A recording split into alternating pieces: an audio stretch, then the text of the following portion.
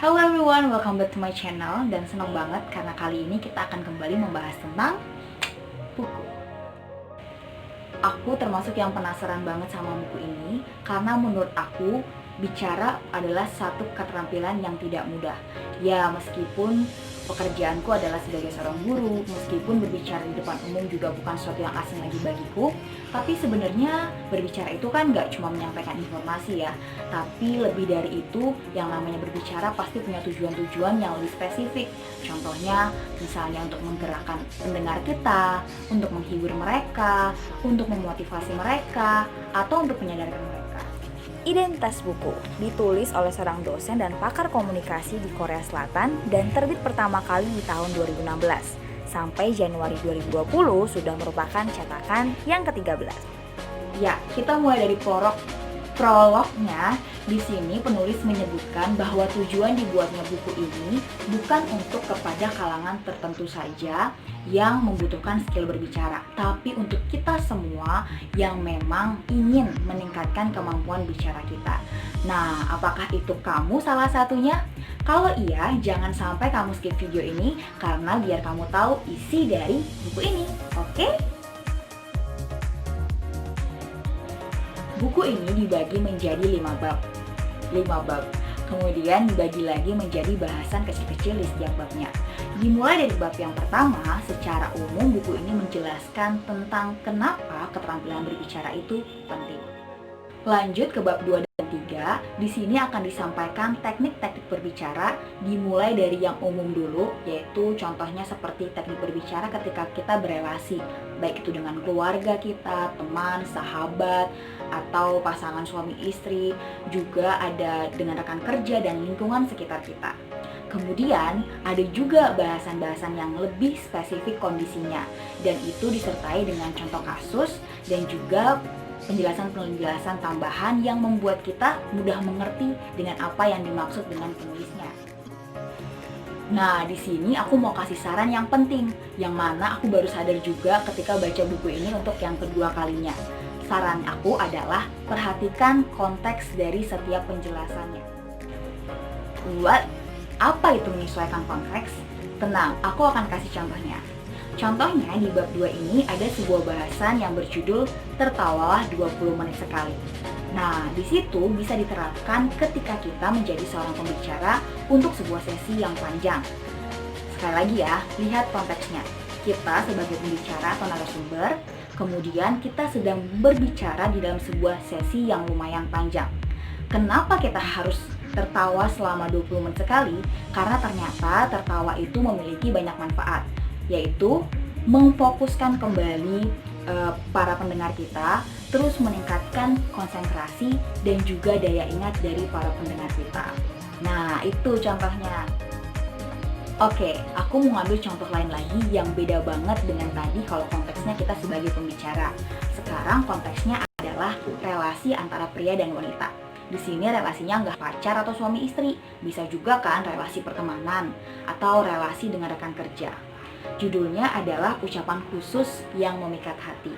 Aku rasa ini ditulis sama Oh Soo-young karena untuk menghindari terjadinya gampang salah paham, berantem, atau sakit hati diam-diam karena terjadi salah bicara dan salah pengertian antara pria dan wanita, ya kan? Gak cuma itu aja, masih banyak lagi bahasan teknik berbicara lainnya seperti menggunakan storytelling atau teknik berbicara ketika kita bernegosiasi, ketika kita sedang berdebat, berargumen, dan masih banyak lagi di bab 2 dan bab 3 ini. Kita lanjut ya bab 4. Di bab 4 ini, Oh Soo-young menyampaikan tentang komponen-komponen lainnya yang mendukung kemampuan kita untuk berbicara. Contohnya, kita harus sering-sering baca. Kenapa demikian? Supaya ketika kita berbicara, itu nggak cuma bahas tentang yang penting banyak bicara aja deh. Nggak, tapi juga setiap pembicaraan kita itu bisa memiliki makna. Kemudian contoh-contoh lainnya tentang penggunaan presentasi, terus mau menggunakan metafora, terus juga bagaimana kita bisa berbicara sampai kita bisa menyentuh hati para pendengar kita. Dan ada beberapa komponen lainnya yang tertulis di bab 4 ini, silahkan kamu kepoin sendiri ya. Kita lanjut ke bab 5. Bab ini menurut aku spesial banget. Kenapa spesial? Karena aku agak-agak tergelitik dengan cara penulisnya menyampaikan pembahasan di bab yang kelima. Penulis mengambil beberapa contoh pekerjaan yang lebih spesifik lagi, kemudian dia sebutkan juga nama tokoh-tokohnya beberapa, lalu dia jelaskan apa sih keterampilan yang bisa kita ikuti atau contoh dari tokoh-tokoh tadi. Contohnya ada bahasan tentang pekerjaan pemain film. Di sana disebut tokohnya itu Sung Joong Ki dan Kim So Hyun. Nah, kita bisa belajar apa nih dari seorang pemain film dalam keterampilannya berbicara. Terus ada juga tentang pekerjaan penyiar, pembawa acara, bahkan untuk membawa acara aja tuh bisa beda-beda ya, entah kondisinya komedi dan contoh-contoh lainnya. Memang tidak lengkap semua profesi, tapi setidaknya bisa membuka wawasan kita. Tadi aku bilang aku tergelitik di bab ini. Kenapa? Karena sebenarnya aku tuh tidak terlalu mengikuti berita-berita atau reality show, acara-acara yang berasal dari Korea Selatan. Sementara si penulis menyebutkan contoh-contohnya kebanyakan adalah tokoh-tokoh dari Korea Selatan. Jadi beberapa aku sampai cari dulu di YouTube karena penasaran seperti apa sih orang yang dimaksud sama si penulis. Tapi beberapa lagi tidak aku cari sih, karena menurut aku sebenarnya itu nggak wajib. Semua penjabaran atau inti dari buku ini sudah ada di bab 1-4.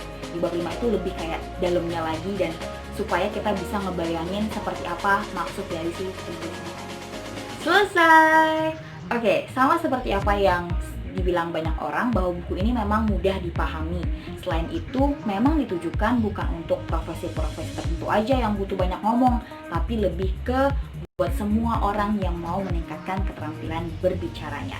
Aku harap kalian bisa belajar sesuatu dari video ini, dan bahkan lebih bagus lagi ketika kalian tertarik untuk membaca buku yang satu ini. Dan sebelum aku pamit, aku minta maaf kalau misalnya ada hal-hal yang masih kurang berkenan di hati kamu. Dan jangan lupa di like, di komen kalau misalnya kamu mau kasih usul, saran, masukan, kritik. Dan jangan lupa juga di subscribe dan di share ke banyak orang supaya juga bisa bermanfaat bagi orang lainnya. Terima kasih, aku pamit dulu. Selamat menikmati tetap masa physical distancing kita semua. Tetap semangat!